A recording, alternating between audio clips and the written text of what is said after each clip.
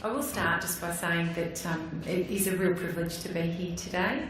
Heather and I had a quick chat and we just met this morning. We shared our spot on the soapbox, and I think the idea of working with you all and being able to share this information really reflects, you know, my views about education, my views about working with young people, and the real benefit we can achieve from working together. So, our presentation's coming. Lovely. And this is my clicker. We've started, you know, we called it a shared commitment because for us it really is that. We talk about some of the things that we'll go through in terms of the education commitment and those sorts of things, but from the outset we know that things like Lookout, Navigator, things that are happening with the Triple S, those things are equally represented in Catholic education, and we have a commitment to working together. So I want to start by acknowledging the traditional owners of the land in which we meet and to pay my respects to elders both past and present. But more than that, I also wanted to acknowledge each one of you in the room as carers, the work that you do, and we've heard it echoed already this morning, but I did just want to share that. Many years ago I read a newspaper article about the changing nature of society and the role that grandparents play, and sometimes aunts and uncles who don't have children, and their role in the lives of their nephews and nieces. And one of the things that has stood out for me in that article was that there are many ways to make a family. And so I think you opening your homes and extending yourselves and your lives to these young people is another way of creating a family. So this is us, this is our mission at Catholic Education, that everything we do is designed to support our young people, to create resilience, to give them the opportunity to be the best that they can be. And we take that very, very seriously, and standing here today, I've been through the data and can tell you that in terms of all of the young people in out-of-home care, there are only about 10% in Catholic schools. But for us, that's neither here nor there. We've heard a little bit about Lookout. The commitment to have a school have a designated teacher trained for every school in Victoria is a commitment that we share. We are engaging our principals. We are saying to them, even if you don't have a young person in out-of-home care, you need to do this training. You don't know who may enrol tomorrow. You don't know what may happen next term. So for us, everything we do, this is our mission, and it's about building resilient young people who can go out into the world and who can achieve. So that's our education commitment that I'm sure many of you would be familiar with, and it's shared across all of the education jurisdictions. For us, we just wanted to highlight for you a little bit that we do have the same obligations and regulations that the department have in terms of this commitment, but just to help you explore a little bit more. I'm here today on two fronts. I represent Catholic Education Melbourne, which exists probably as far as the peninsula to Torquay and kind of out to Castlemaine. But Catholic Education Commission of Victoria encompasses 4 other areas so that we cover the whole state. So I am a representative of Catholic Education Victoria, and I provide input and support to other workers in the regions to ensure that they also have this knowledge and are committed in the same way that we are. So Catholic Education Commission of Victoria has an out-of-home care working party that meets very regularly. So if you happen to be from a regional area in the country, there are staff available who do have this knowledge, who do have this understanding.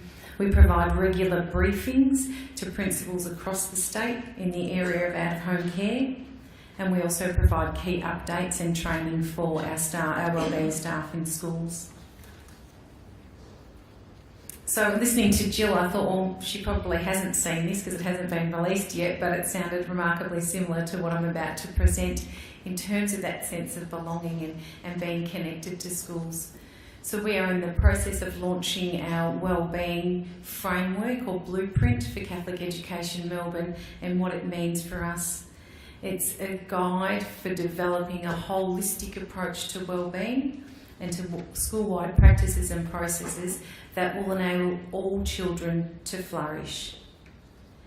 When Jill talked about feeling safe, that sense of belonging, that sense of being connected, this is really what we're talking to our schools about on a regular basis. Many years ago I went for an interview in a school and the principal said to me, "Talk to me about your classroom teaching, what's that like?" And I said, look, my classroom teaching's pretty good, but at the end of the day, children in my class will feel happy and valued and safe and loved, and then we will learn something.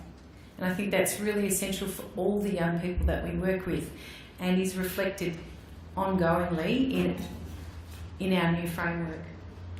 So we have 4 components to our framework. The first one is to enable. So as schools, we are supporting schools to create safe, inclusive and respectful environments for all children. This is what you can expect if your child is in a Catholic school. The second part for us is about connect, and it's connecting through nurturing, collaborative and respectful relationships. A key component of the Student Wellbeing Unit is our work and our focus in the area of family-school partnerships. So we absolutely see and believe that parents are first educators of their children, and it is in partnership with the school that we build on that and that we help our young people to grow and develop and to reach their full potential.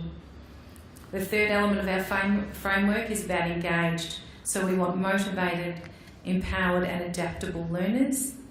And the last component is learn. So learning for wellbeing through explicit, purposeful and informed teaching.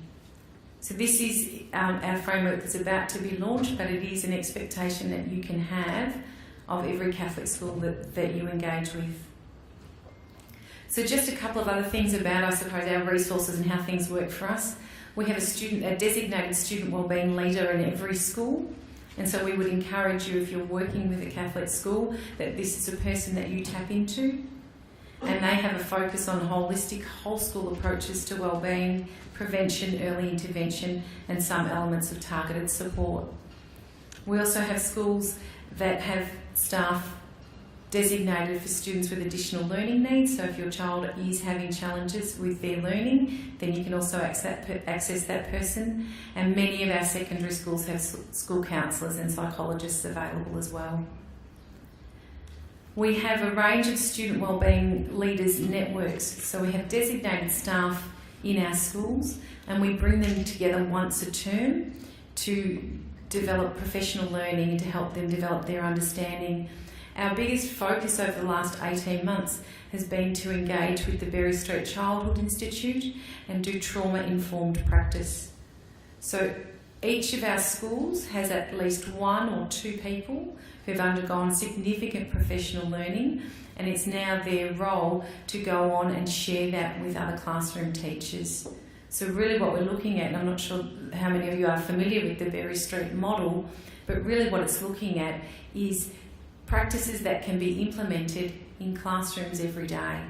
So not specifically looking at targeting children, but saying actually these are really good practices, these are really good processes. So all of our staff are trained in that too. Thank you. The other thing that we have available to everybody is the Student Wellbeing Information Line. So that's one from our central office here in Melbourne. And if you have any questions or concerns, issues about what's happening in a school, things you're uncertain about, certainly we would encourage you that your first port of call is the school and building up a good relationship with somebody that you can engage. If things are a little bit challenging, or you'd like more information, or you feel as though you require some further support, then this is staffed from 8:30 till 5 every day, and we have myself or others who will be available to answer your questions, provide support and act as a bit of a conduit to assist you with the school as well.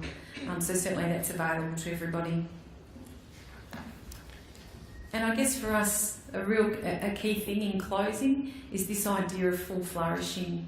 That from a Catholic point of view, we do have a very strong belief in the inherent dignity of each young person, that they are built in the image and likeness of God, and we very much see the value and the importance of supporting them. It's fundamental to our role to work with you, to support our young people, to see that they have the opportunity to flourish and the best potential and possibility that they can have.